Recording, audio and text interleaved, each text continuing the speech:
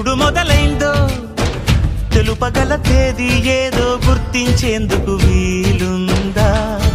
ప్రణయం ఎవరి హృదయంలో ఎప్పుడు ఉదయిస్తుందో గమనించే సమయం ఉంటుందా? ప్రేమంటే ఏమంటే చెప్పేసి మాటుంటే ఆ మాటకి తెలిసేనా ప్రేమంటే?